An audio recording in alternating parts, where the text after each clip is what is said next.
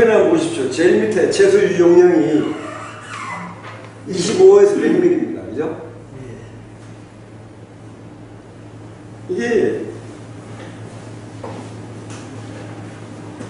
50kg밖에 안 되는 체격의 여성들에게는요, 클로자핀이 25에서도 괜찮은 사람이 반 정도 돼요. 50을 안 넘어가요. 한 8, 90%는 50을 안 넘어갑니다. 엄청난 용량을 먹고 있는 거예요. 병을 입원하지 않고 이제 그런 게 문제가 아니에요. 자, 여기 적힌 대로 시집가서 아들 딸 낳고 살게 하고 싶으면은 내가 건강을 유지하면서 재발만 안 되면 되는 거예요. 약을 이렇게 먹고는 모든 게 틀렸어요. 시집가서 주부로서의 한 역할을 못해. 못합니다. 맨날 잠만 자는데 그 시집을 어떻게 가요? 꼭 가가지고 아침부터 자고 아침 먹고 자고 점심 먹고 자고 저녁 먹고 자는 거예요. 이 병이 약만 세게 써가지고 잠만 재워야 되는 병이냐 그런 병 아니에요. 네. 그러면 입원을 했든지 안 했든지 그런 게 중요한 게 아니고 우선 아침약을 빨리빨리 줄여서 끊으십시오. 이거 3일씩 안 걸려도 됩니다.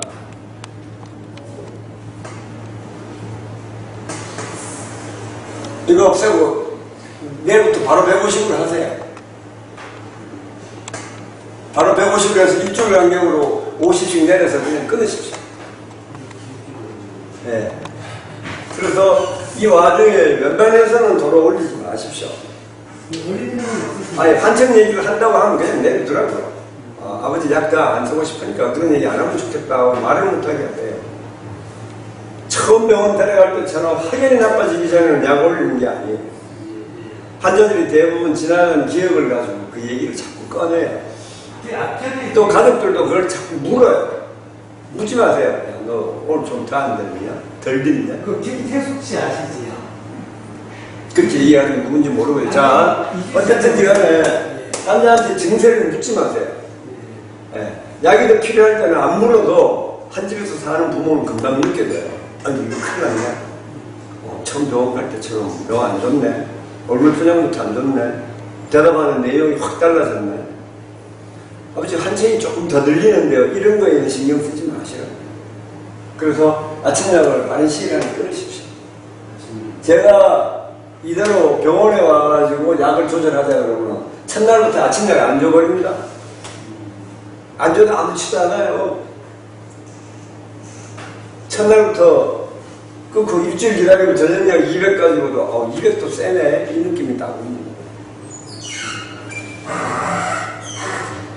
어떤 경우가 됐든지 간에 의사 선생님이 처방을 내렸으니까 클로자핀이 700까지 갔을 거 아닙니까? 약을 먹고 하는데. 예, 그렇죠. 제가 그래서 같이 가는데 얘가 조금 뭐가 이상이 안 좋다라고 하면 25ml씩. 아버지가 계속 더 달라고 그랬습니까? 그렇죠. 제가 그때는 지식이 없어서 마치 당황하긴 했습니다. 클로자핀을 전 700으로 올려본 환자가 거의 없어요. 600, 700 가봤던 환자도 병원에 입원하고 있는데 여자 몸무게가 한 80kg 나가거나 이런 친구들한테는 해봤지 이런 체격이 겁나서도 못 적었어. 그리고 이런 체격이 대개 다 100ml 이하에서 좋아져서 유지 용량이 25에서 50밖에 안 돼. 12.5 먹는 사람도 10명 푼대요. 12.5 먹는 사람도. 이거는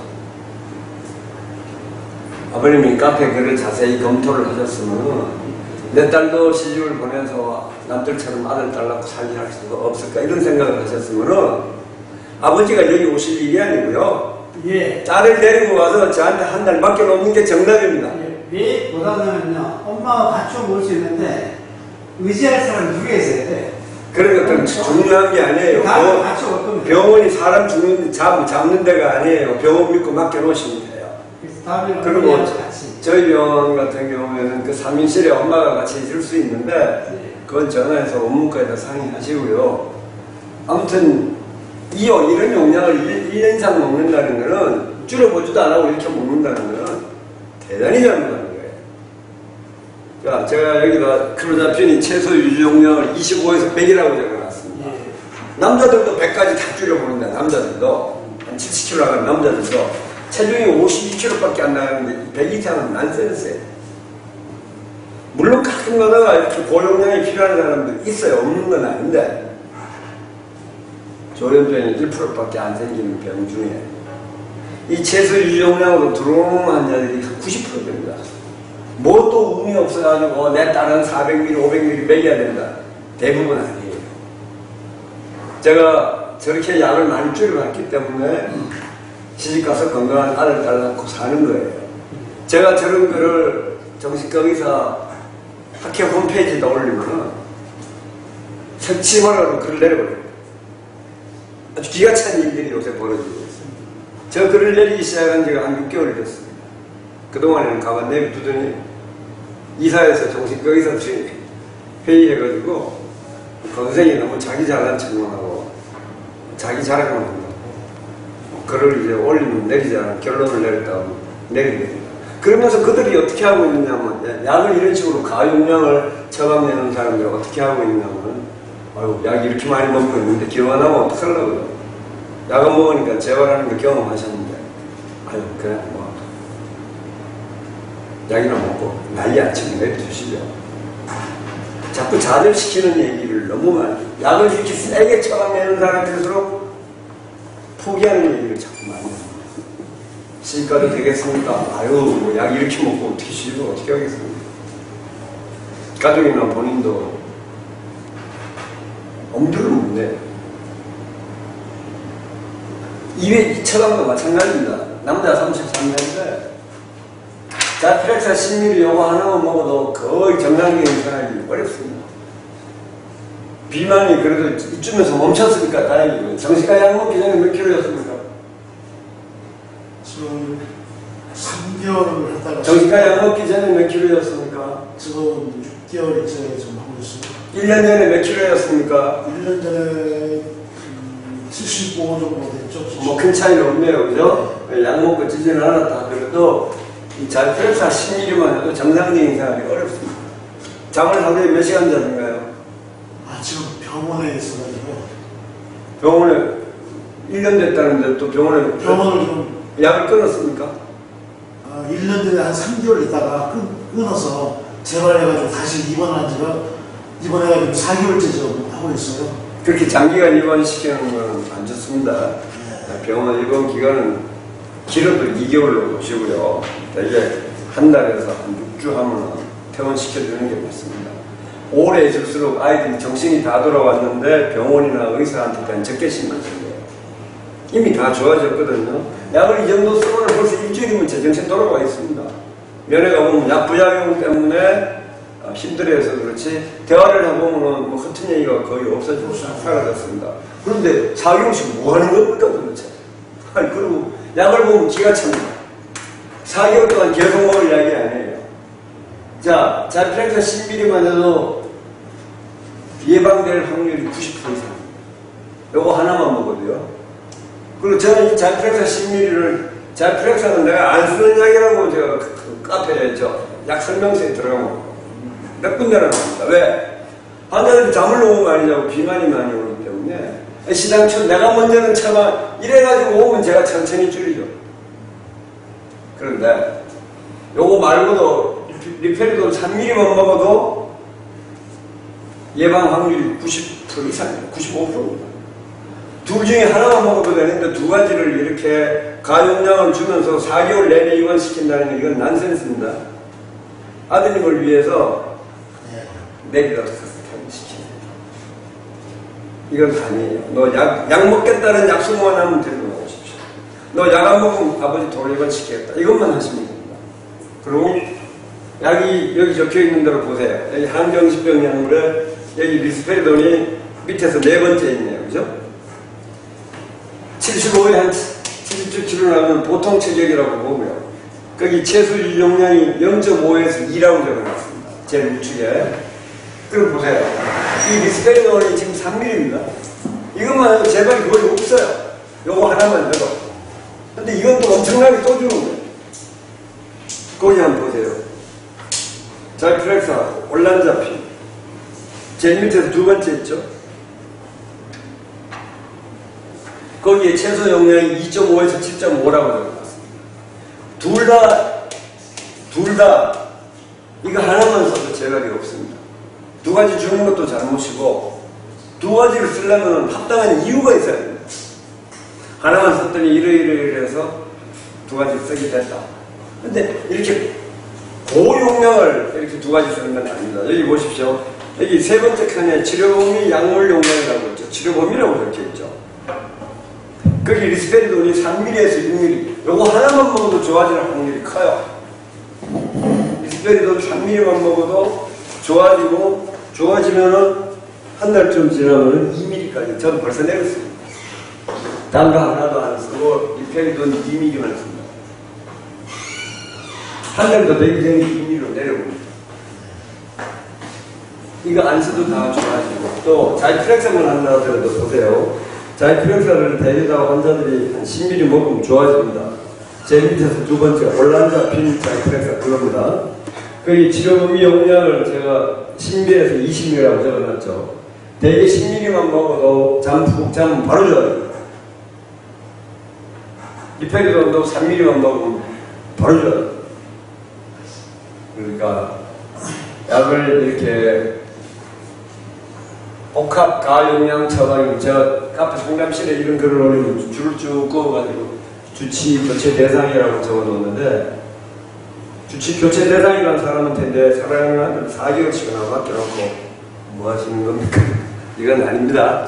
아버님, 오늘 어떤 경위로 여기까지 오셨는지는 몰라도 어머니까지 같이 오셨으면 더 좋았고, 로하반장이 없는가에서? 이거는 안정되니까 잠오는데 도움되는 거고 별로 중요한 거. 로하반장 여기는 없는가에서? 예, 그거는 정신병 약이 아니에요. 안정제예요, 안정제. 예, 저거는 1mm 정도 먹어가지고 별로 문제될 게 없는데, 이거 둘 다는 지금 태어나자마자 저한테 데려온다면 데려오기 전에 태어나는 날로 이건 먹이지 마십시오. 이것만 먹어도 재발이 없습니다. 요거하고 달랑 두 알만 먹어도 과용량입니다. 그리고 내려가서 천천히 약 줄여가지고 원래 일상생활로 돌아가야 됩니다. 조현병의 치료 목표는 발병하기 전에 증상으로 돌아갈 수 있도록 약이 다 개발이 되어 있어요. 여러분들이 받은 여기 항정신병 약물에 제일 위에 클로르프로마틴이라는 약이 1952년도에 처음 개발됐습니다. 1952년. 이제 67년 됐습니다. 옛날에는 조현병이, 정신병이 생기면 거의 다 폐인됐습니다. 정신이 안 돌아오고. 70년 전에만 태어났더라도 정상적인 생활을 못합니다. 근데 이 클로르프로마틴이 개발되고 나서 이 부작용이 잠이 많이 오고 살도 많이 찌고 낮에도 잠을 자야 되니까 정상적인 생활을 하기 어렵습니다. 그러다가 그 부작용을 없애기 위해서 약이 무수히 개발이 되어 있고 부작용 모두가 해결될 수 있도록 약이 다 개발되어 있습니다.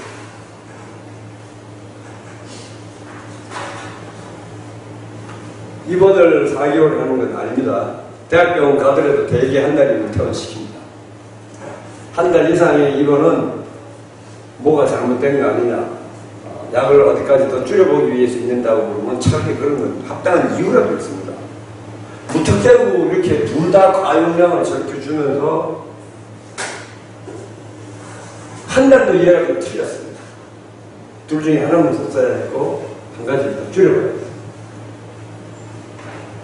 여기 세 번째 아가씨는 병원에 입원한 적은 없었습니까?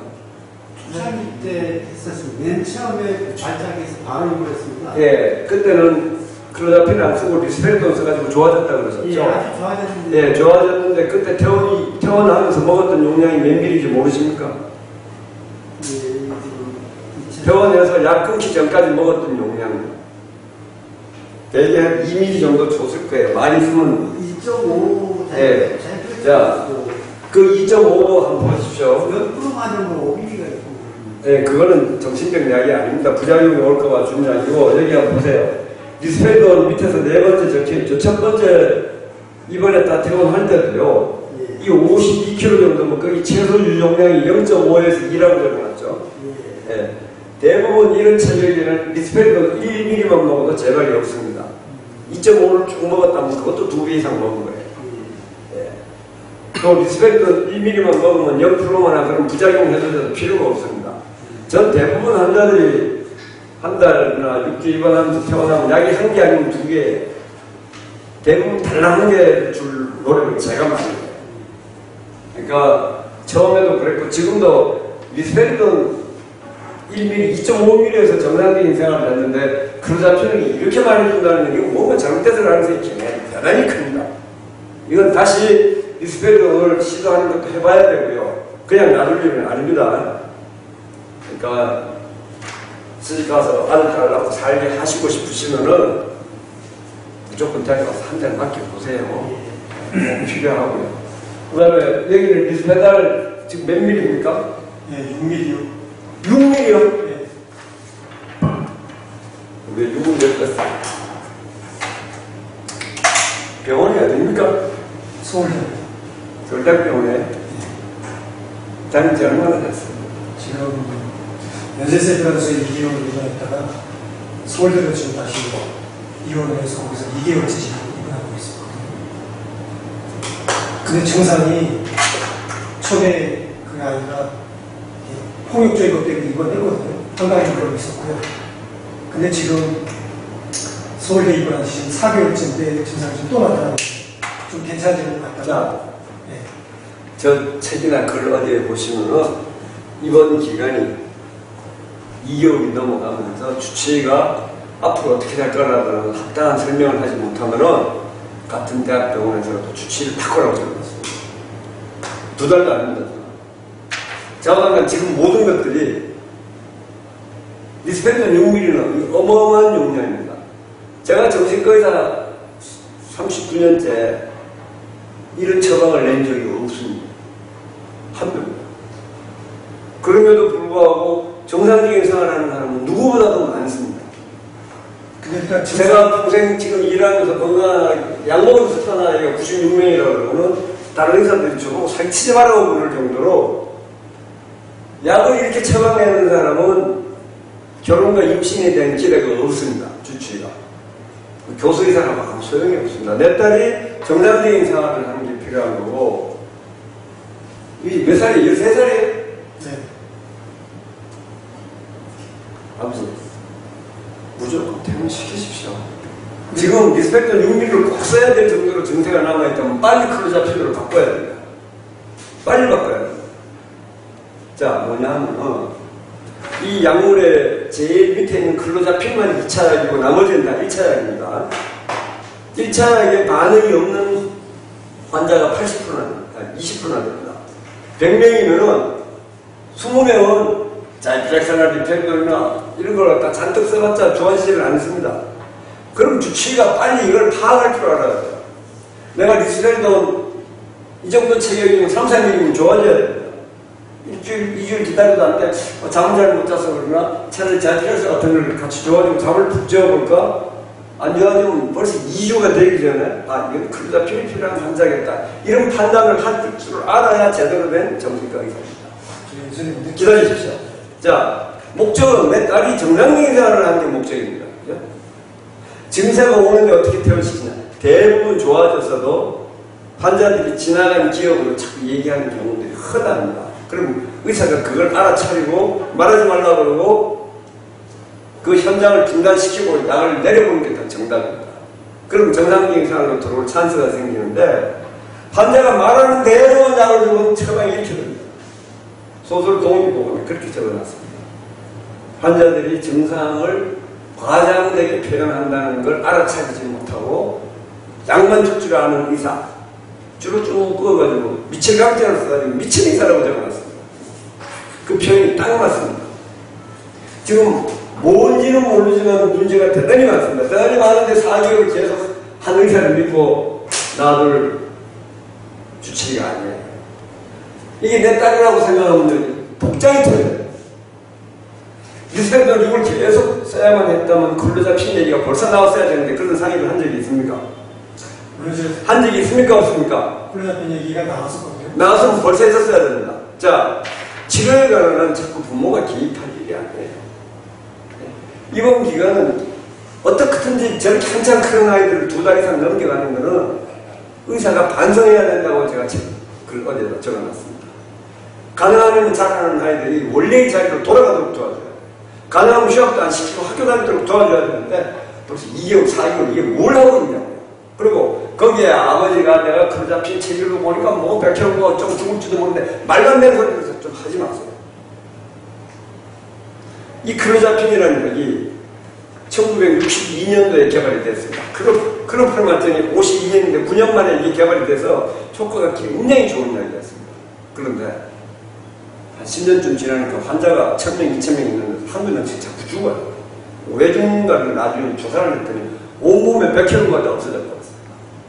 그래서 편도선염이나 감기 몸살에도 전부 다 온몸에 염증이 퍼져가지고 사망하게 되는 사고가 생기는 걸 보고서 1975년도경에 생산이 중단이 됐습니다.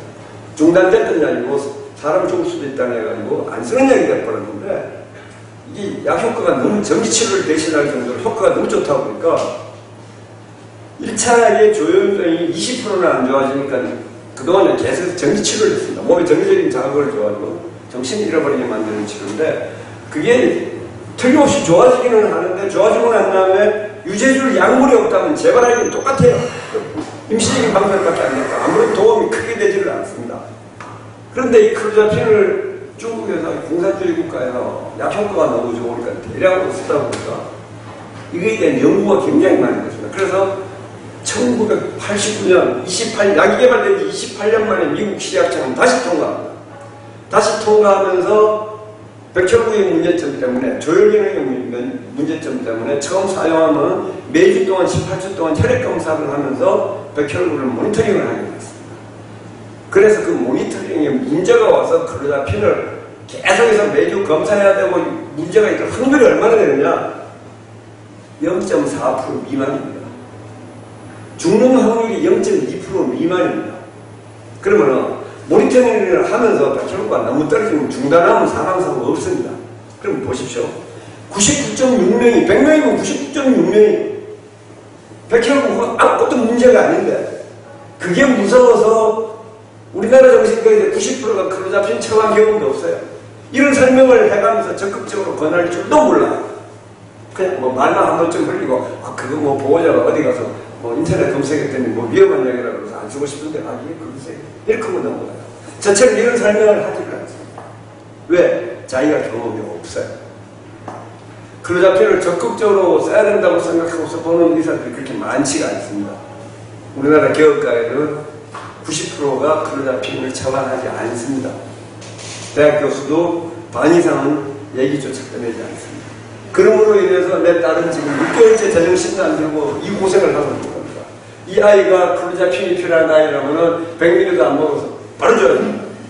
카페에 그런 글들이 나옵니다. 선생님, 그러면 질문 기다리십시오. 나중에 질문 시간 드릴 겁니다. 다 듣고 난 다음에 하십시오. 여기 카면을 들어가십니다. 크로자핀이 꼭 필요한데 크로자핀을 사용하지 않아가지고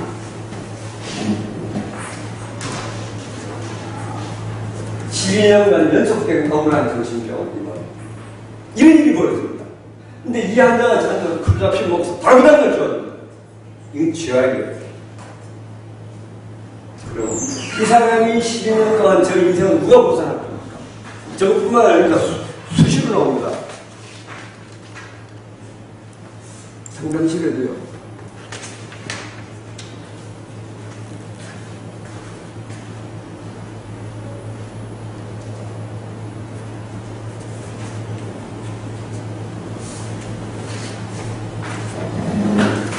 이 25년 만에 정신이 들었다거나 막 이런 얘기들이 나옵니다.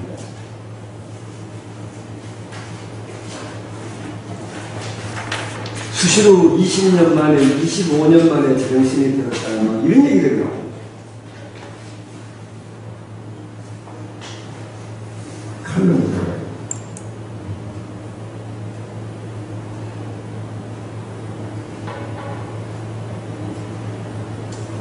너무 상담실에도 넣어놨던 것 같은데 상담실에 왜 20년 만에 정신 들었다고 막 박수치고 하는 게 나오는데 누가 글을 많이 소개했네. 칼럼에 이 칼럼에 이 클로자핀에 대한 얘기가요, 수시로 나옵니다. 그러니까 정신과 의사들이 클로자핀을 제대로 사용 안 해줌으로 인해서 막 20년 만에, 24년 만에 정신 들었다는 이런 얘기가 툭툭 튀어나옵니다.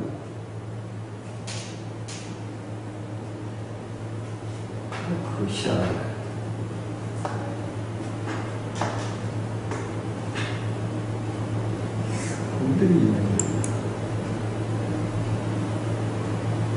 네, 이런 겁니다. 20년 동안에 나는 내가 아니었다. 이 사람들이 20년 동안 계속해서 정신병적인 상태에 이래가지고 있는 겁니다. 이런 걸 나중에 읽어보십시오. 아니, 면회 와가지고 막 박수치고 하는 이런 것들이 있었는데.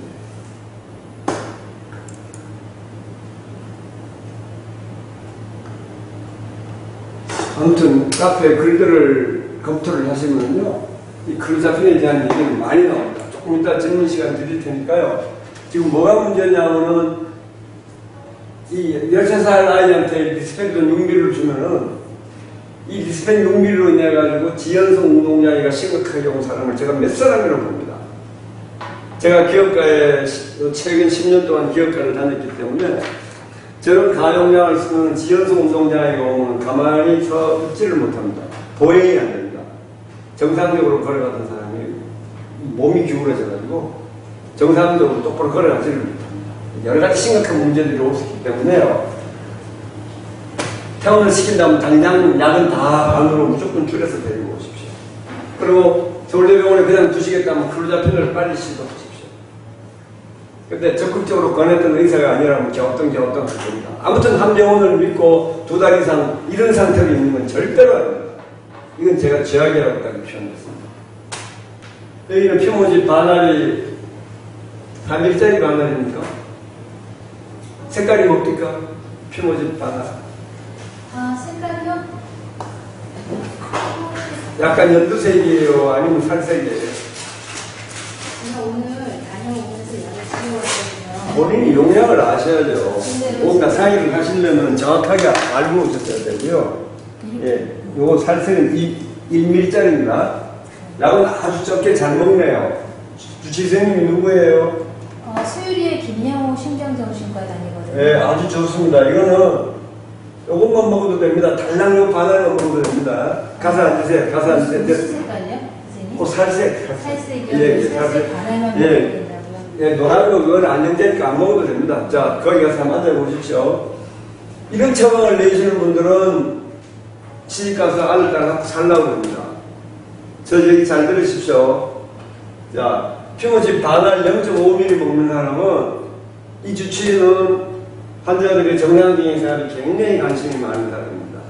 이 피모자에도 보통 한 4ml에서 6ml를 주고 있다면 이거는 대단히 잘못된 건데 지금 0.5ml를 먹고 있거든요.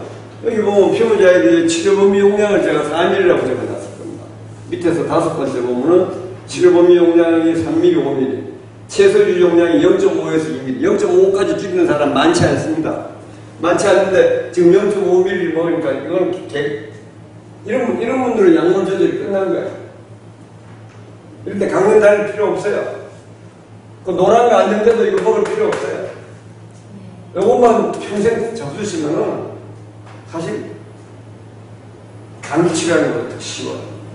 이렇게 찾으십니다. 그런데 이렇게 최소 유지 용량으로 지금 이런 정도로 생활할 수 있는 분이 얼마나 많을 것이냐면 대부분 됩니다. 대부분 되는데 대부분 이렇게 엉망진창이 돼요. 그래서 제가 어디 가서 강연을 하거나 하면 태반이 이건 의사들의 문제가 더 많다. 약을 어떻게든지 최소화시켜서 정상화시키려고 원래의 생활로 돌아가도록 노력해 주는 그게 원래 전인 치료라는 개념입니다. 근데 선생님, 그 살색약이 식탐이 있나요?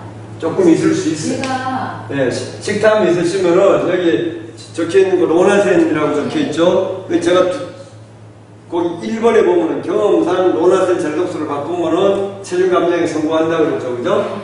그래서 지금 이 58kg가 이 약 먹은 지 얼마나 되셨죠? 정신과 약은? 저는 20대 때부터 먹었어요. 그럼 뭐 이제 와가지고 이게 크게 비만도 아니고 잡수셔도 되고, 네. 만일에 식탐 부작용이 없는 약을 잡수시겠다면은 여기 로나센 적혀 있죠. 예. 로나센 이거 퓨머진 1ml짜리 말하려면은 로나센은 2ml, 4ml, 8ml짜리가 있습니다.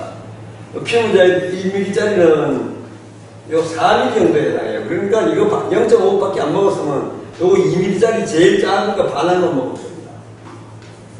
2ml짜리 처방을 받아서 반알만 먹어도 될 가능성이 훨씬 크고, 이거를 바꾸면 식탐이 없어집니다. 꼭 로나센을 바꾸는 시도를 해보시고, 아마 이 선생님이, 그 주치 선생님이 로나센을 갖다 놨다면은, 로나센 없다고 그러더라고요. 그럼 없다고 그러면 의사를 바꿔보십시오. 네, 그래서 제가 선생님 병원에 저한테까지 안 오셔도 집이 어디라고요? 미아약이요. 미아역이면은 그 상계동 가셔가지고 그 장순기 선생님 병원에 가보십시오. 상대방 장수님 선생님. 예, 거기 상계동에 제가 환자가 너무 많아서요. 이 주치 정신과 의사 추천 지역별 여기 있죠, 칼럼에. 요 칼럼에 네. 칼럼에 가시면 공지가 쫙 있어요. 글 나오기 전에 네. 정신과 의사 추천 적혀 있죠. 네. 거기 가시면은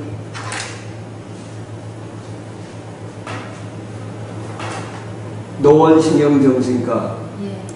여기 전화를 해보십시오. 혹시 여기도 로나센이 없다 그러면은 선호동에 이철대는 제가 틀림없이 있습니다.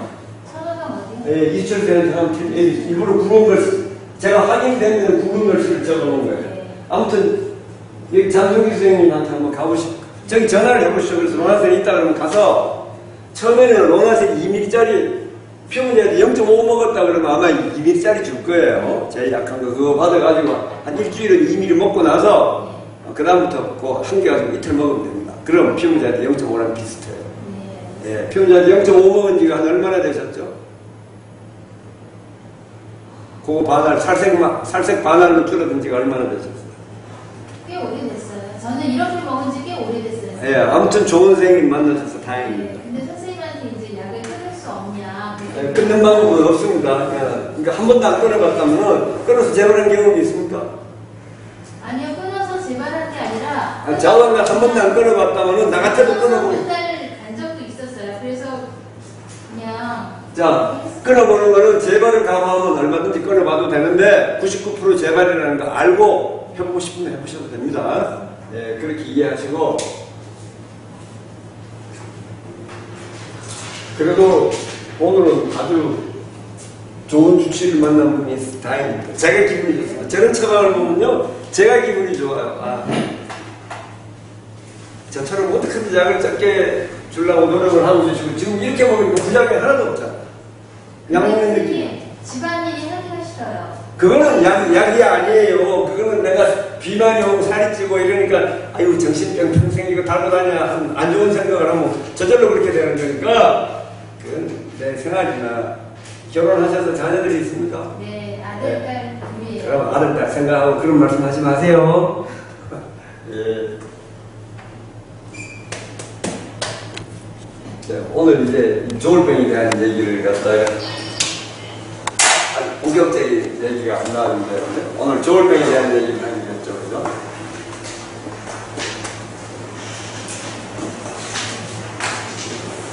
누구시죠?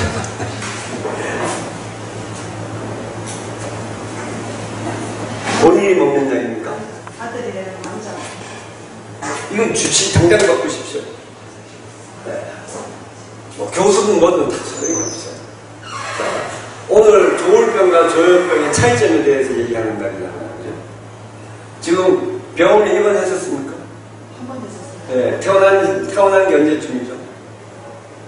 3월달에 되었으니까. 금년 3월. 네.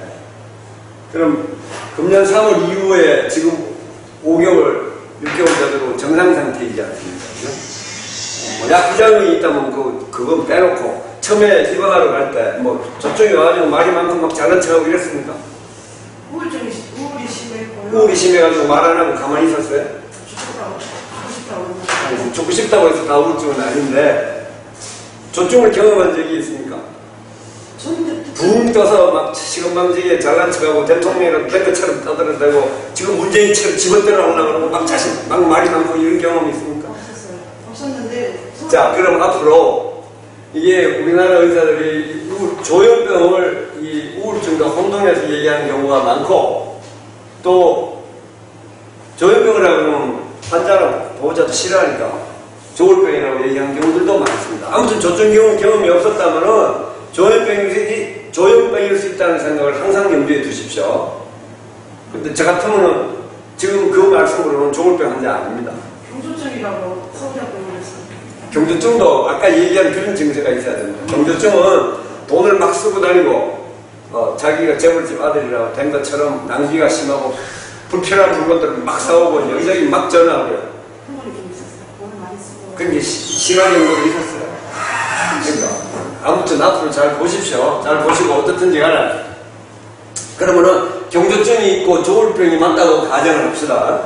염두에 그건 항상 두라는 얘기고요. 조울병이라고 가정을 하면은 좋아졌다면은 항정신병 약물을 끊는 겁니다. 그 다음에 조울병이라고 가정하고 우울이 회복이 됐다면 이 우울증 약도 쓰기에 상당히 조심해야 됩니다.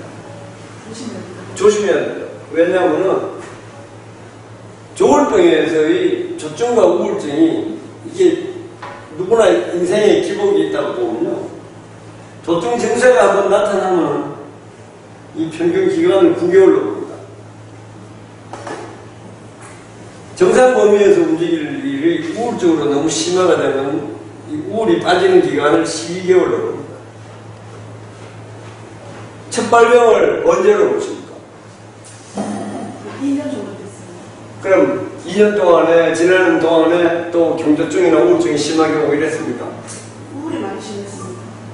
경조증은 뭘 가지고 경조증이라고 그러는 거예요? 저도 별로 모르겠는데 이제 뒤돌아서 생각해보니까 물건을 많이 사고. 그러니까 그런 표현을 잘못하면요. 조현병 환자들도 그렇게 할 수가 있어요. 네, 그런데 이게 좀 뭐 말이 좀 많았다든가 뭐 물건을 자꾸 사온다든가 돈을 좀 썼다든가 이게 잘못 표현이 되면은 조현병이 조울증으로 둔갑하기도 하고 이거는 또 진단이 헷갈리고 어려울 때도 있습니다. 자, 그러니까 지금 뭐 이상한 얘기 하는 거 없어요. 정신병적인 증세. 그런 적은 한 번도 없었어요. 예, 그럼 조울병 환자라고 보고요. 조울병의 치료 방법은요. 첫 발병이면은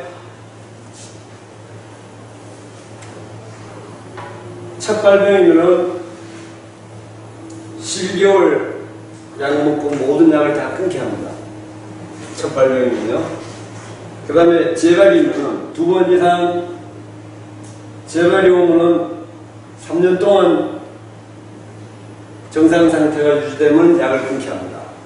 바로 이런 것 때문에 조울병으로 진단 내려주기를 원해 환자도 보호자도. 이 3년 동안 재발이 안 오게 하는 게 굉장히 중요합니다. 그래서 이 조현병과 조울병의 큰 차이점은 좋아지면은 참 처방이 이상하고 애매합니다. 여기서 조울병의 예방약이라는 게 데파코트하고 리보트릴 이런 걸 기본조절제라고 얘기합니다.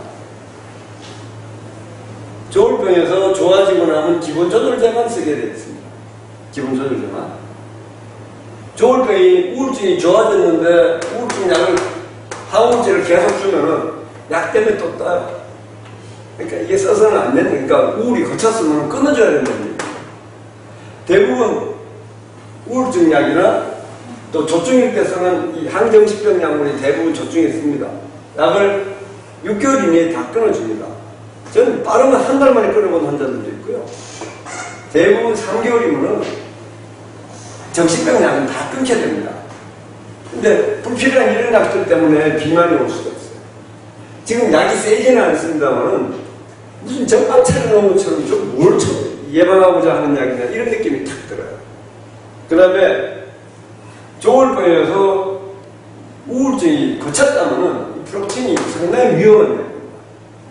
이것 때문에 떠서 병원에 입원하고 또 내가 취직이 안 되고 직장에 뭐 어디 가서 적응도 잘 안 되는데 맨날 당연히 우울한 걸 우울하다 얘기를 해버리면 의사가 이제 2알, 3알 주면은 약으로 이제 붕 뜹니다.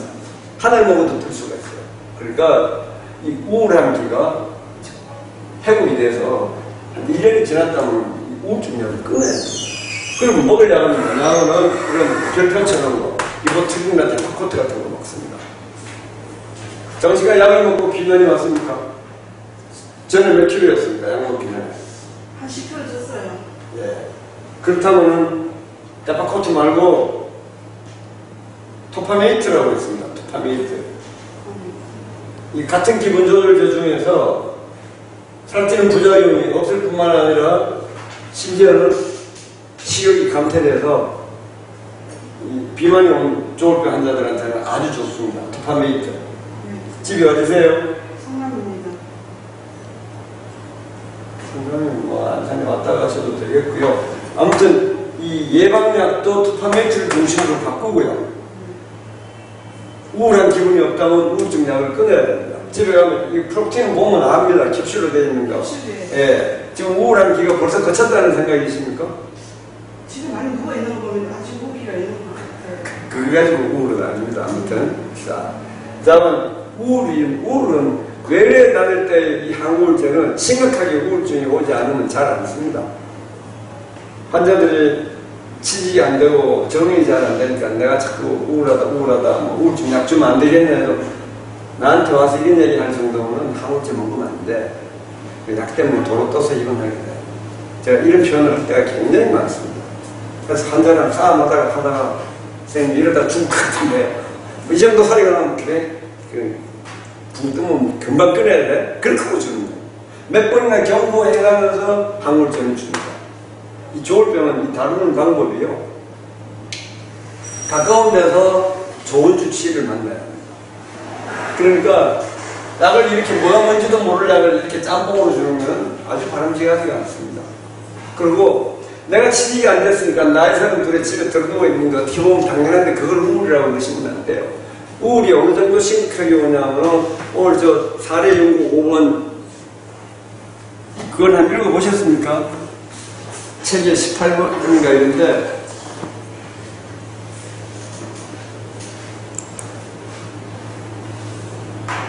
사례 연구 5번이 칼럼에 있습니다. 이걸 쭉 읽어보시면요.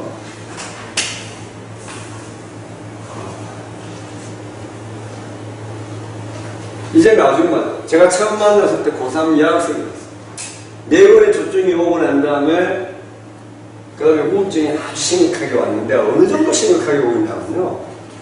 이 조울병의 우울증은 무섭습니다. 오로지 죽을 생각을. 그래, 오로지 죽을 생각만 하고 실제로 그걸 감행합니다. 그래서 사고가 생기고 자살에 성공하는 확률이 굉장히 높습니다. 그렇기 때문에 이 우울증이 오면은 사실 조증보다 입원이 더 급합니다. 사람이 사라질 수 있기 때문에 그런데요. 이 사람이 우울증이 올 때 어느 정도로 오냐면요. 말 안 합니다. 물도 안 마십니다. 나중에 좋아진 다음에 물어보면 아무것도 안 먹습니다. 그때 뭐 때문에 말도 안 하고 물도 안 먹었냐 그러면 그때 무슨 생각이 들어서 그렇게 했냐 물어보면요. 오로지 죽겠다는 생각만 있어서 안 먹으면 내가 굶어서 죽을 것이다. 죽는 방법으로 말하다 나갈까. 그러니까 우울증이 오면 굉장히 심각하게 오지. 뭐 자기가 집에서 취직 안 돼서 들어누워 있는데 막 아이고 뭐 요새 아무것도 안 하니까 친구들은 다 취하고 장가도 가고 그러는데 그냥 기분이 저절로 우울해요 해서 이걸 그냥 놔두는 게 아니라 본격적으로 우울증이 왔을 때하고 지금 우울한 거하고는 부모를 알아요. 다르다는 걸 압니다. 그러니까 우울해서 회복했다 생각하면 이거는 한 달 이상도 안 씁니다. 만일에 이걸 2알, 3알 썼다면 점점 줄여가지고 판단도 줄여놓고 거기서 지금쯤 끊어볼까 토탈 기간을 한 3개월이면 끊어볼 공기를 자꾸 해야 돼요. 그게 이 조울병에서의 치료 방법이고 본격 조울병 말고 우울증에서의 회복은 우울증만 조증 경험이 없다면 그 우울증만 따로 또 얘기합니다. 근데 그러니까 이 우울증의 경우에는 1년 동안 항우울제를 쓰고 나서 끊어보는 게 원칙으로 되어 있습니다. 아무튼 우울의 기간을 저절로도 1년이면 회복하는 걸로 이해를 하고 있습니다. 통상적으로. 그렇기 때문에 우울증 약은 1년 다 안 씁니다. 좋아지면 되게 3개월, 6개월이면 항우울제는 끊고 조울병에서 기분조절제만 쓰게 됩니다. 아까 얘기했던 데파코트, 리보트리 이런 건데, 데파코트도 쓰려면 이런 체질인데, 적어도 750, 1000ml는 써야지. 이거 250ml 도대체 왜 좋냐 할 정도로 너무 적습니다. 기분조절제 조울병으로 봤다면 데파코트 250은 81kg 이상 다 생각이 듭니다. 네. 그래서 제가, 이런 차가 너무 이상하다. 의사 바꾸세요. 이렇게 얘기한다는 겁니다. 그 다음에, 리보트리는 이게 저기 몇 알입니까? 그거 살색 동그란 거, 납다는 거. 0.5절. 자기 전에 안 되는 자기 전에 하나 줘요? 이건 그냥 양념으로 준 거예요. 잠 잘 자라고. 뭐, 예, 잠 잘 자라고 그냥 줄 수 있습니다. 그러면 조울병을 제대로 3년 동안 재활 안 하도록 만들어야겠다 싶습니다. 데파코트를 적어도 750, 1000, 이 체격이면 1000을 넘어야 됩니다.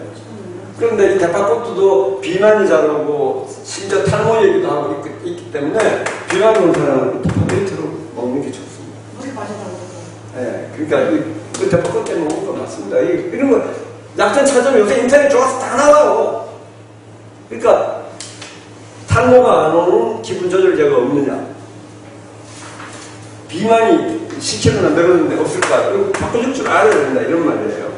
그러니까, 내 주치의가 서울대 교수라고 해서 환자에 대한 관심이 별로 없습니다. 그 사람들은 가르치고 논문 쓰고 이게 더 바빠요. 내가 내 위치를 유지하기 위한 게 더 바쁘다고 보시면 환자들을 도대체 제가 같은 구멍에서 나온 전문인데도 도대체 요새 교수들이 이 예방을 왜 이렇게 주는 거야? 이런 생각이 딱 드는 척하게 돼요. 그리고 잠도 잘 안 오면은 저렇게 줄 약이 아니에요. 이거는 또 우울을 유발한다고 보셔도 되고, 잠 잘 자면 이건 항정식적 약물은 조증이 때 쓰는 약입니다. 그런데 묘하게도 이런 약에 요새 약 설명서를 보면 우울 효과도 있는 걸 딱 적어놨습니다. 아주 의사의 기분이나 필요에 따라서 별별 것들이 다 적혀 있습니다. 이 항우울제에 또 들어가면요, 또 부작용에 또 자살을 딱 적어놨습니다. 자, 그럼 이게 완전히 면피용이에요, 면피용. 자, 항우울제에 자살을 적어 놓으면 무슨 사고가 생겨도 제약회사 우리 책임 없다고 하는 이런 것밖에 안 된다고. 그럼 다른 약은 도대체 쓸 게 뭐 있느냐? 자살이 염려될 정도로 우울이 심각하면 우울증 약을 항우울제를 적극적으로 써야 됩니다. 우선 환자가 좋아지게 해놓고 약을 줄이고 정상적인 상태가 유지되도록 해야 되고요. 이게 여러 번 재발을 되풀이한 게 아니라면 어떻게든지 이 3년 동안 재발이 없는 여기에 들어가게 해서 모든 약을 다 끊을 수 있는 확률이 30%나 됩니다. 그럼 여기 이 아주머니도 나이 40대에 모든 약을 두 번째 임신하면서 본인 스스로 또 끊었는데, 나이 40대 약 끊고 지금 한 15년, 20년 가까운 세월 재발했습니다. 그러니까 고3 때 발병해서 자기가 둘째 아기 낳을 때 나이 한 40채 안 됐을 거예요. 나이 한 41대쯤. 40채 안 됐죠. 지금 20년 넘도록 재발이 없습니다. 그러니까 3년 동안 재발이 오지 않기 위한 확률이 30%는 조울병은 항상 재발이 안 오고 끝이 납니다. 끝이 나는데, 그러니까 첫 발병이면 1년만 약 먹으라는 게 30%에 들어갈 수 있는데 3년을 먹으라는 게 너무하지 않느냐. 이래서 1년 먹게 하는 겁니다. 첫 발병일 때는. 첫 발병부터도 30%는 재발이 없다는 얘기예요. 병 자체가. 그러면은 어떤 사람은 계속해서 나이 한감 넘어서도 붕 떠가지고 정신병원에 또 들어옵니다. 대부분 나이 50 전에 끝나요. 그러면은 재발이 자꾸 안 오는 저 30%에 들어가기 위해서 해야 될 게 뭐냐? 커피, 콜라, 홍차, 카페인 섭취를 절대로 해서는 안 됩니다. 카페인이 항우울제 설명 중에 보면 요새 신약들 나온 것 중에 보면 SSRI라고 해가지고 세로토닌을 증가시키는 약이 있고요. 셀렉티브 세로토닌 리셉터 이니비터입니다. SNRI라고 해가지고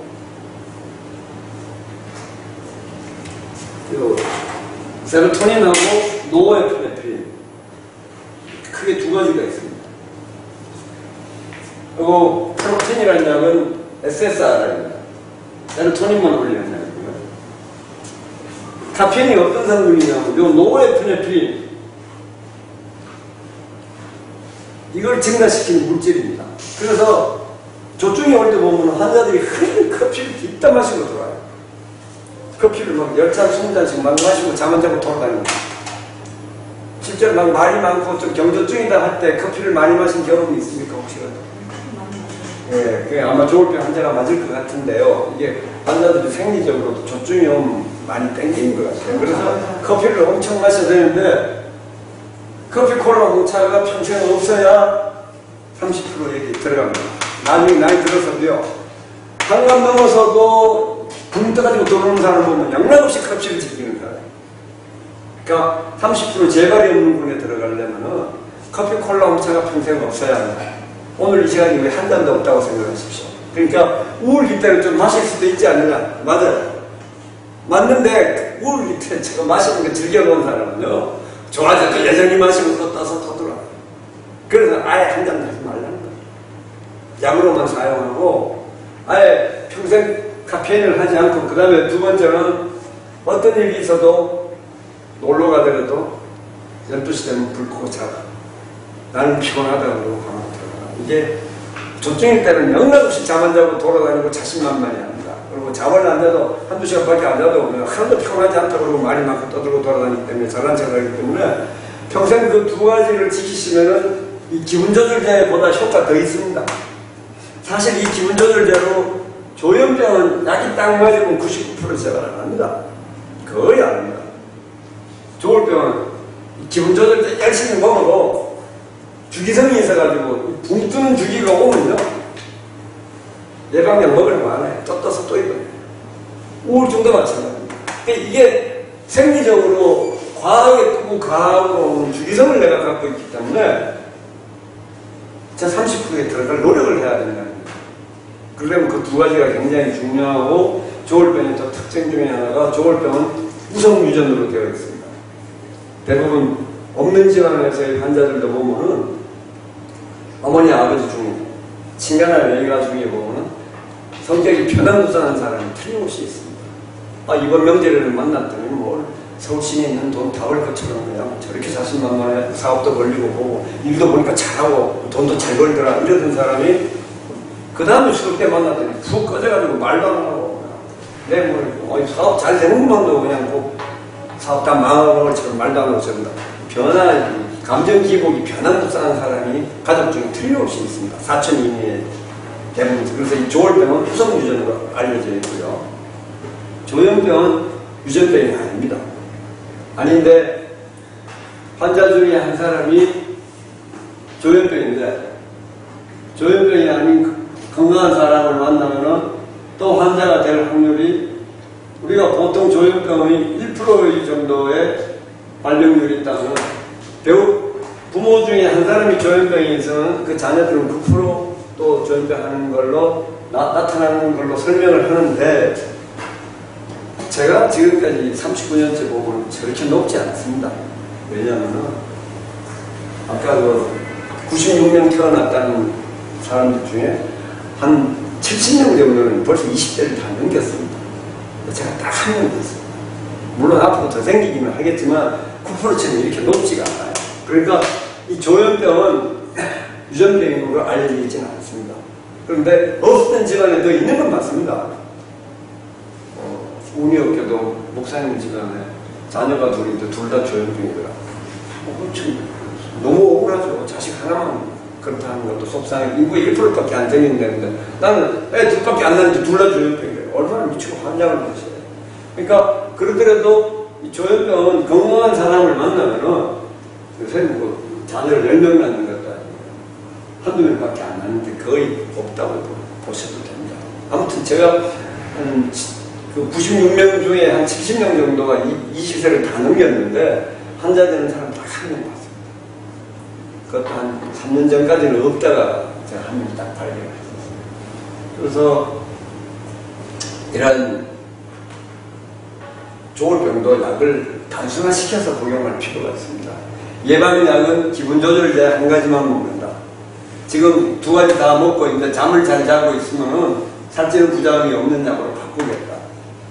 그 다음에 재발하지 않는 30%에 들어가기 위해서는 카페인을 평생 마시지 않는다고 생각하겠다. 12시 전에 잠을 자겠다. 이 정도면 지키셔도요. 이 조울병은 나이 50 되기 전에 어떻든지 약을 안 먹고도 정상적인 생활을 만들어야 된다고. 그게 가능해요.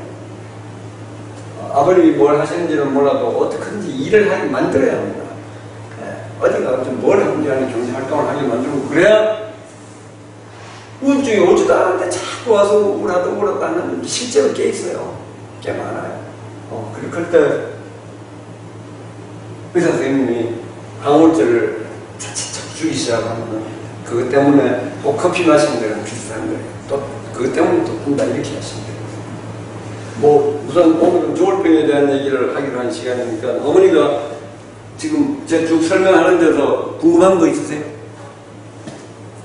잠을 잘 안 자요. 잠을 꼭 새벽 2시까지 잠을 안 자고. 자, 밤새는 일을 하거나 잠을 안 자면 그건 틀림없이 재발 요인이 됩니다. 그러니까 12시 되면 무조건 잠자기 하고 집에서 놀고 먹고 안 한다고 12시 넘어서 인터넷 서핑하고 들어가서 게임하고 3시, 4시에 잠자는 사람은 영양없이 재발합니다. 그러니까 그건 못하게 해야 돼요. 이건 약만큼 중요하다니까. 약도 약이지만 약도 단순하고 해서 먹는 게 필요하지만 절대로 우리 이렇게 생각하지 말자. 너 다시 입원하는 거 너도 원해. 병원에 입원은 몇 번 했습니까? 한 번 했으면 입원도 안 해야 되고 약도 다 끊을 수 있다니까. 약 끊는 방법을 찾자 그러고 본인을 설득하고 본인을 움직이게 만들고 아침에 무조건 일어나서 운동하게 하시고 그렇게 생활을 하도록 해보십시오. 이게 본인이 생활을 흐트러버리면 도와주기가 어려워요. 우리 교회 장로님, 사모님이 조울병이 있었는데 그 아들도 조울병이었어요. 네. 이렇게 보시면 제가 뭐 치료하는 환자가 아닙니까? 교회에 오셔가지고도 나이가 60대, 70대 됐을 때도 커피를 즐겨요. 역시 떠요. 또 그런가 하면은 3년 재활이 없어서 모든 약을 다 끊어서 이제 주기가 끝났다. 나는 조현병이 아닐 거다. 이랬던 사람도 7년 동안 재발이 없었는데 나이 62세 된 할아버지가 80 넘은 노모가 돌아가시니까 호상이다 그러고 초상에 앉아가지고 손님 맞이하고 홀짝홀짝 밤에 라면 끓여 먹고 커피 마시고 있다가 붕 떠서 들어와요.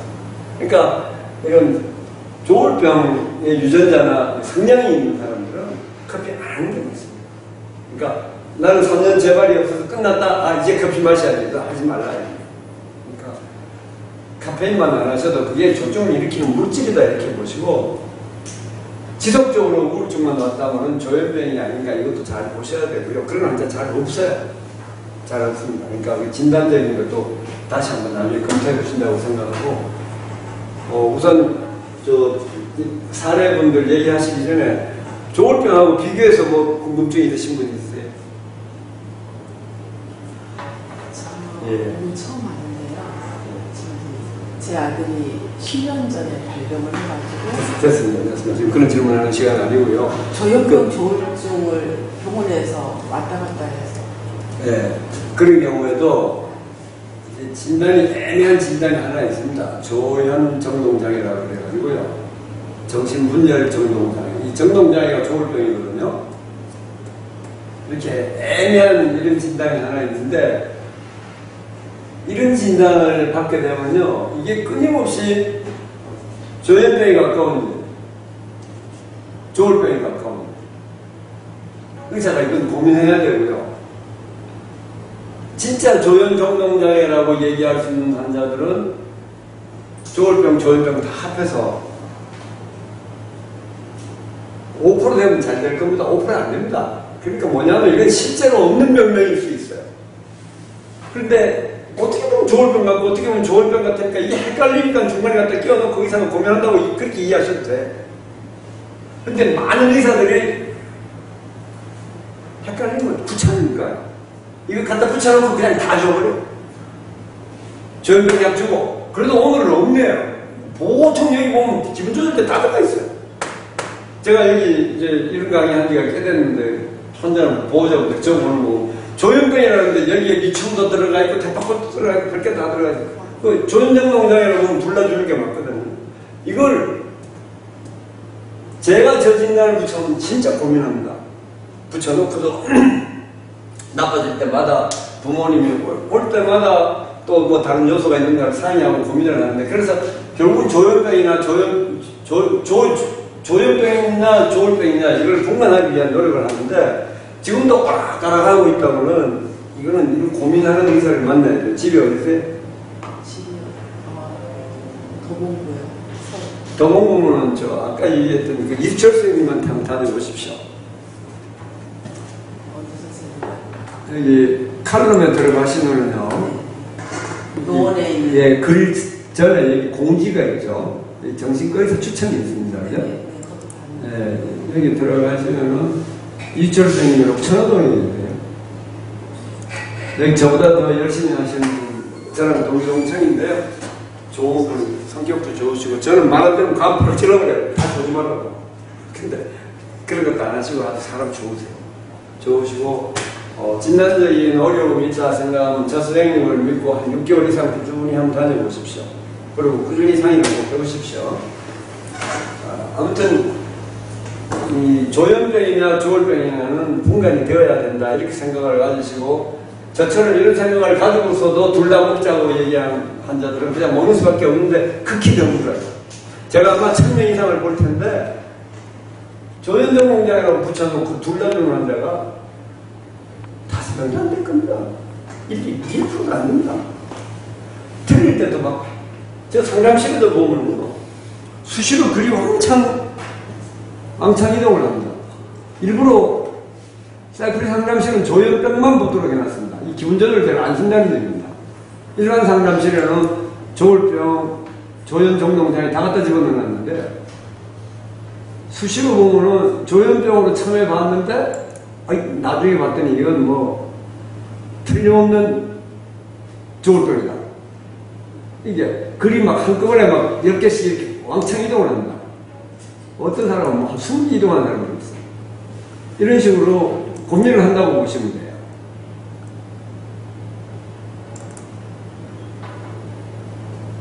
여기다 보면은 이 보십시오. 제가 5년이나 봤는데도 나중에 이건 뭔가 조현병은 다르다. 조현정동장애거나 조울병은 아닌 것 같고, 이런 식으로 와장창 이동을 시켜버립니다. 그러니까 조현정동장애라는 진단이 붙으면 끊임없이 어느 쪽에 더 가까우면 되느냐. 결론은 이걸로 내면은 약을 2가지 다 쓴다 이렇게 보시면 되고요. 오늘 먹는 약 적어본 건 없어요? 제가 놓치고 왔어요. 네, 그러면 될 거예요. 엄마 다음에 이수철 선생님한테 가시면은 오늘 굳이 이렇게 안 하셔도 잘해주실 거예요. 그 다음에 이제 여기 보호자분들이 질문이 있으신 거 있으면 질문을 해주십시오. 뭐 아까 질문이 많으셨는데 얘기해보세요. 앉아서 하세요. 클로즈업 얘기가 벌써 나오긴 했었는데요. 저희 아이가 지금 너무 오래기 때문에. 그래서 또 이게 저희가 많이 고민했고요. 잠깐만요. 좀 카페하고 안 자, 어리기 때문에 고민을 한 게 아버지입니까? 아니면 그 의사입니까? 저희가 고민했죠.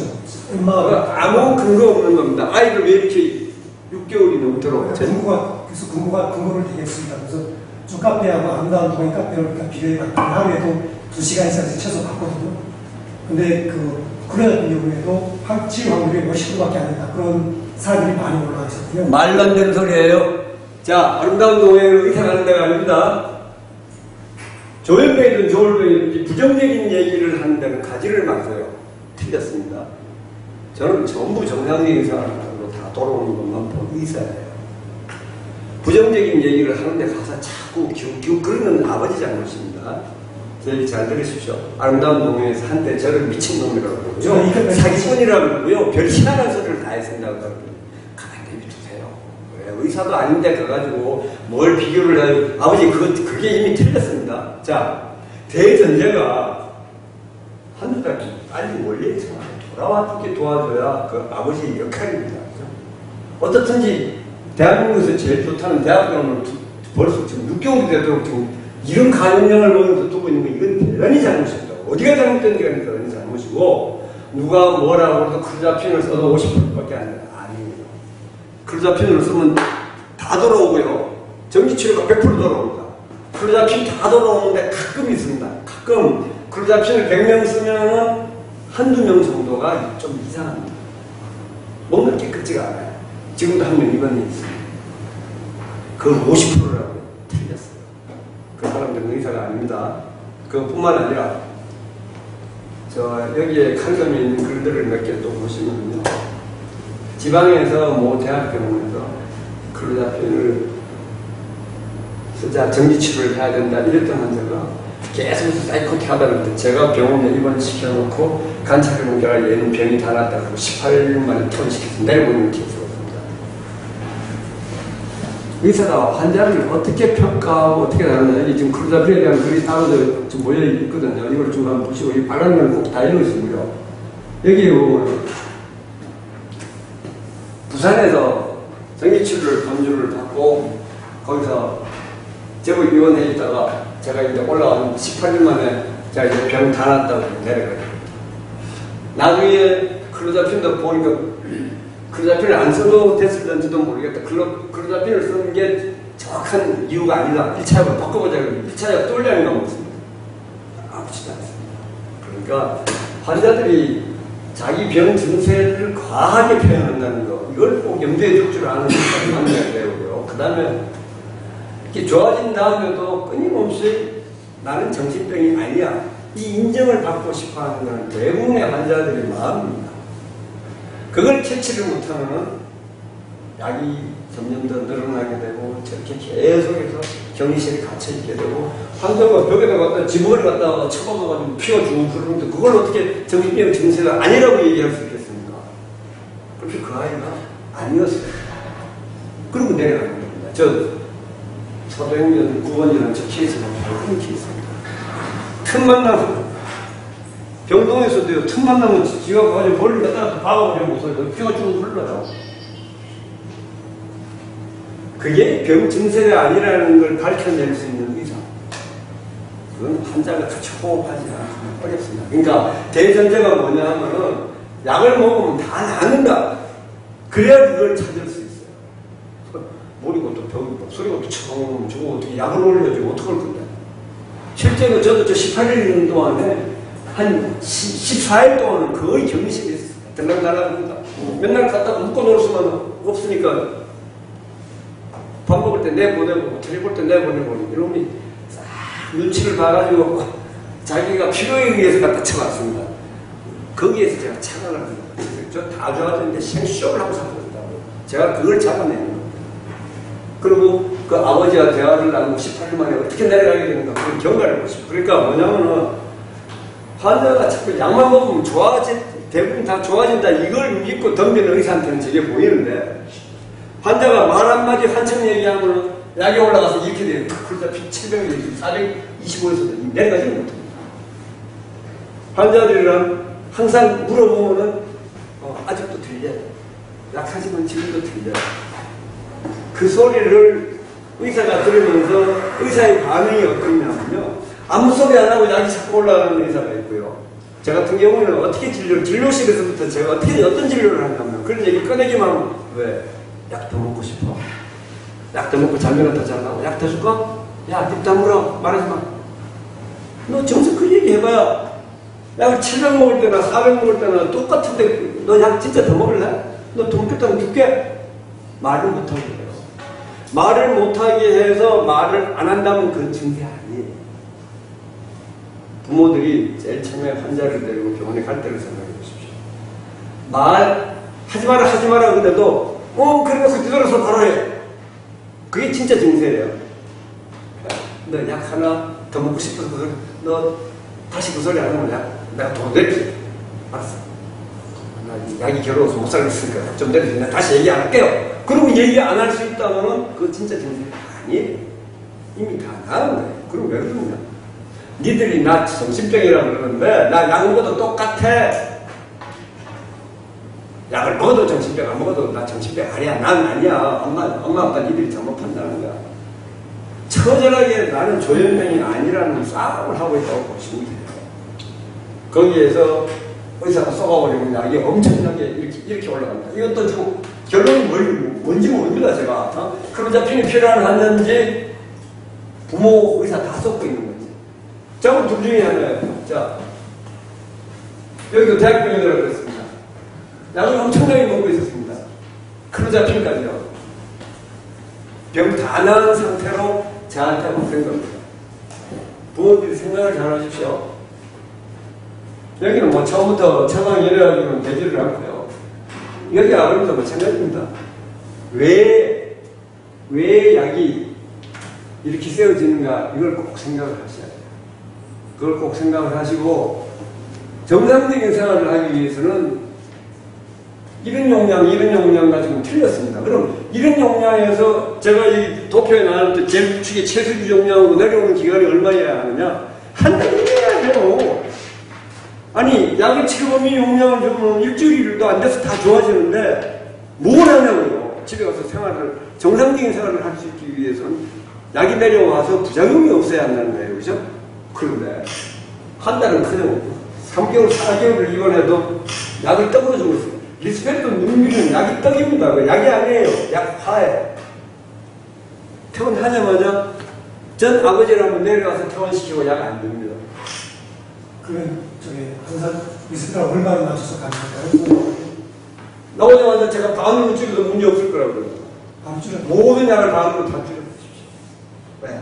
바로 줄인 상태에서 가면 돼요. 아예 바로 줄여도 돼요. 바로 줄여도 돼요. 그리고 집에서 감당 안 되면 제가 한 달에 2번은 토요일, 일요일 병원 쓰잖아요. 이렇게 토요일, 일요일 날 병원에서 안 자는 날도 들어가면 후배가 있어. 택당 오시면 돼요. 이거는 지연성 운동장에 가보면요, 50%는 평생 장애인이에요. 멀쩡하게 걸어가던 사람이 여기서 저기까지 이동이 안 돼서 이렇게 보고 있다가요, 걷지를 못해요. 지연성 운동장에 나타나면요, 얼마나 심각한지 모릅니다. 지금 이건 치료가 아니라 약화를 입고 있는 겁니다. 그나마 연구가 많이 돼 있어서 그렇게 심각한 부작용이 오는 사람이 많지 않아서 그렇지, 지연성 농장이가 나타나면 이제 무섭게 옵니다. 여기도 마찬가지입니다. 정상적인 생활을 하려면 병원에 있다면 무조건 이건 나오고 이거 하나만 먹어도 됩니다. 여기는 밥만 먹어도 돼요. 여기는 지금 집이니까 제가 50씩 줄여보라고 얘기한 거죠. 근데 병원 들어온다면 아침에 다 끊어버리고 밤약만 줘놓고 기다려봅니다. 일주일 기다려보고 아무치도 않으면 200개 이제 내려가 있어요. 제가 대구에 최근 10년 동안을 전국으로 돌아다녔는데요. 대구에 있을 때 이제 이런 데이케어 센터 같은데 거기에 적극적으로 일을 하시던 분이 고려대학을 나오고 크로자핀을 200ml를 먹는 사람이 있었어요. 복지사예요. 복지사에서 7일에서 일을 하는 거예요. 제가 이런 강의를 하면서, 여보시오, 이제 좀 끝나고 이제 밥 먹으러 잘 가요. 요새는 이제 나이가 들고 목소리가 안 들어가지고 참 빼먹는데, 그때만 해도 강의 끝나면 항상 같이 밥 먹으러 가서 막걸리도 한 삽을 마시고 집에 가고 이랬는데, 강의 때마다 그러고, 여보시오, 200 먹으면 150이라고 먹고 와가지고 좀 강의 들었어. 6개월을 하는데 안 해요. 6개월이 지나서, 당신 강의 이제 그만두라. 내가 약 주는 게 이렇게 중요하다고 얘기하는데 당신 복지사시 했냐고. 그러면 여기 오면 클라이언트들한테 강의도 해야 되고 약물에 대한 것도 교육을 하도록 되어 있는데, 아니 여기서 줄여보라는데, 아니 줄였다가 나빠지면 돌아가면 될 거 아니에요. 강의도 들어오지 말라고, 나가면 당신 좀 없애라고 쫓아냈더니 난 꼭 줄여보겠습니다. 나는 그 사람이 그때부터 줄이기 시작해가지고 2달도 안 됐어요. 지금 현재 200 먹던 사람이 75 먹습니다. 아버님 이거 굉장히 중요한 얘기입니다. 200 먹던 사람이, 그 사람이 200을 대학병원 다니면서 장장 10년을 먹었어요. 그때부터 약 줄여가지고 2달 만에 75까지 내려서 현재까지 문제 없습니다. 그래서 이 도표에 있는 채소 유지 영양을 시도를 안 해본 사람은 남자든 여자든 꼭 해야 되고요. 여자들은 시집가서 아기 낳고 싶으면은 남들처럼 아들 딸 낳고 건강한 가정을 유지하고 싶으면 채소 유지 영양 꼭 시도를 해야 합니다. 그런데 권선생님 그렇게 얘기하는 걸 아이들이 장래를 생각하면 너무나 당연한 얘기인데 왜 대학교 온 교수나 강의사는 그렇게 안 하느냐. 당연히 나오는 질문입니다. 당연히 나와요. 죽고 난 다음에 하나님께서 물어보세요. 제가 할 말이 없어요. 실제로 할 말이 없을 뿐만 아니라 이런 도표를 이 채소 유종량을 쭉 보고 있다. 참 대단한 거. 저 사람 진짜 이상한. 왜냐하면 왜 그런 얘기를 하냐면 자기는 30년 진료하는 동안에 한 번도 내려보지 않은 용량이에요. 리스펙트도 제가 거제에 갔을 때입니다. 윤미를 먹고 있는 청년인데 내가 보자마자 입원하고 있는데 어때 윤미를 줄였는데 아무치도 않아요.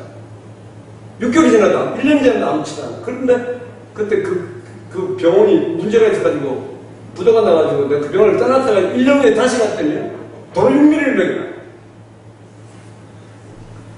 리스펙트를 여기 채소 유종량이 여자들은 대개 1입니다. 남자들은 2 이하고 윤미를 먹으면 어떻게 되느냐. 책을 한 번 읽고 집중해서 공부를 못해요. 집중이 안 돼요. 인간 생활을 이미 약물로 인해서 포기가 됩니다. 리스펙트는 윤미를 먹고 정신병적인 증세가 없어가지고 퇴원했다 하더라도 얘는 학교 가봤자 공부하고 못합니다. 이런 용량을 의사들이 거침없이 주고 있습니다. 약을 과하게 먹는 것은 자라나는 아이들 장래를 100% 망치는 게 맞습니다. 그리고 과하게 먹으면서 중고등학교 시절 3년, 5년 지나면 그 다음에 다시 되돌아오지 못합니다. 자, 청소년인데 놀고 먹고 잠자는 게 몸에 배어버립니다. 그 다음에 5년, 10년 지난 다음에 나 같은 여자 만나가지고 약 줄여간다고 제가 병원을 떠들어가야 뭐 하겠습니까? 약 줄여도 왜? 이미 너무 놀고 먹고 잠자는 놈은 내 몸에 배어있어. 정신병자한테 내가 하기는 모르겠어. 실제로 이렇게 얘기합니다.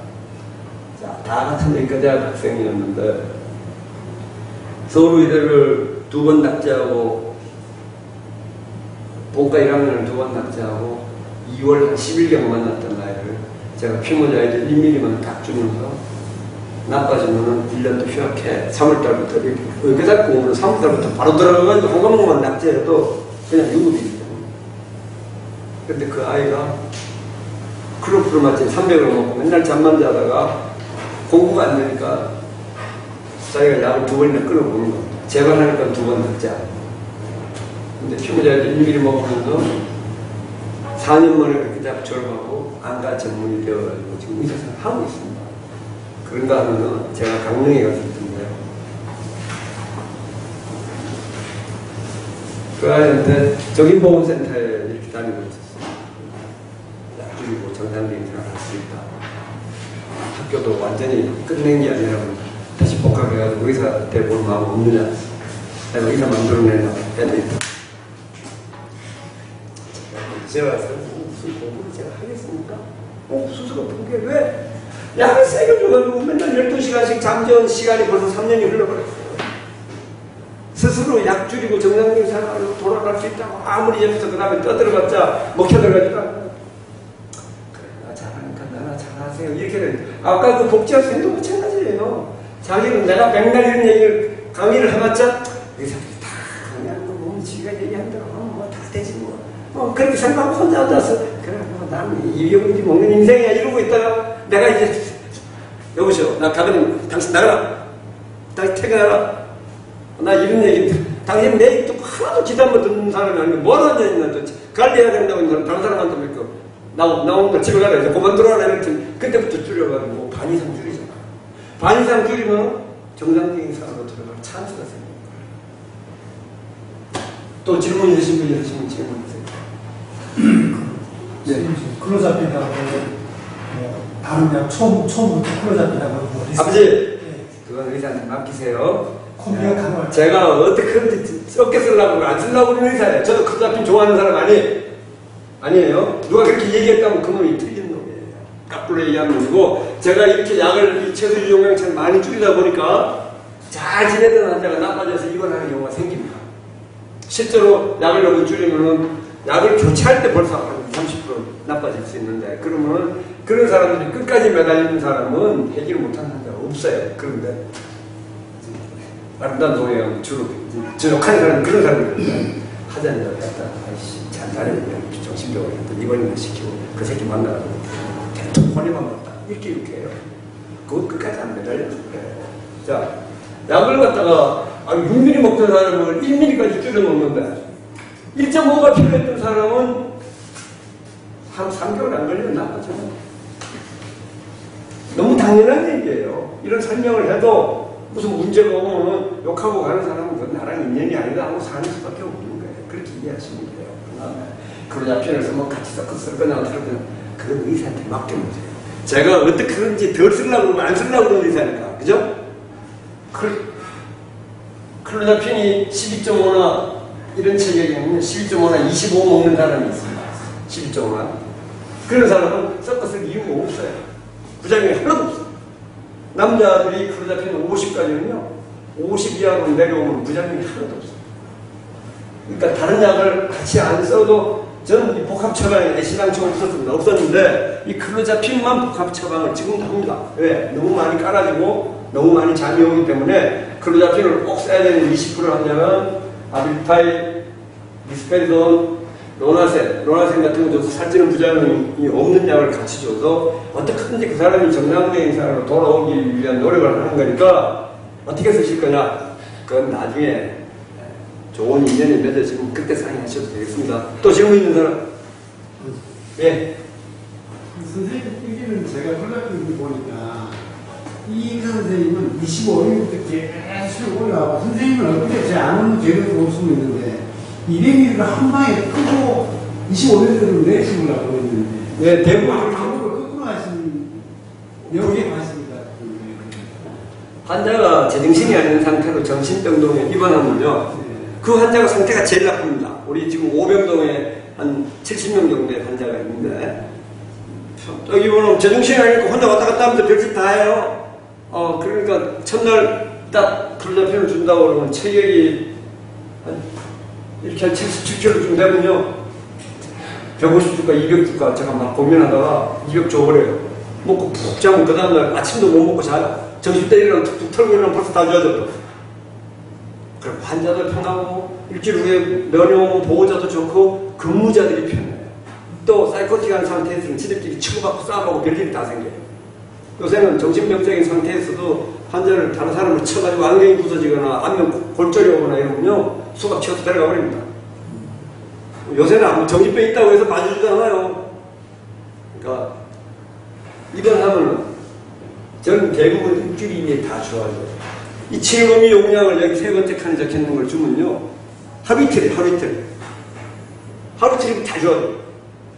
그러니까 어디까지 내려가지고 이 사람이 정상연을 하겠는데 이 고민을 하는데, 지금 아버님 말씀대로 대부분 대학병원뿐만 아니라 약전 설명서에 적혀있어요. 천천히 올리게 해놨어요. 25 주고 또 뭐 3살 기다렸다가 또 50 주고 이런 것까지 한 150개 범위까지 도달하려면은 적어도 한 일주일 2주일 걸려요. 일주일 2주일 동안에 환자 고생시키고 병동에 사고 나는 데서 그거 근무자들도 수시로 얻어 터지고 뭐 팔뚝 환자한테 물어 뜯기고 별일 다 생겨요. 어느 방법이 맞습니까?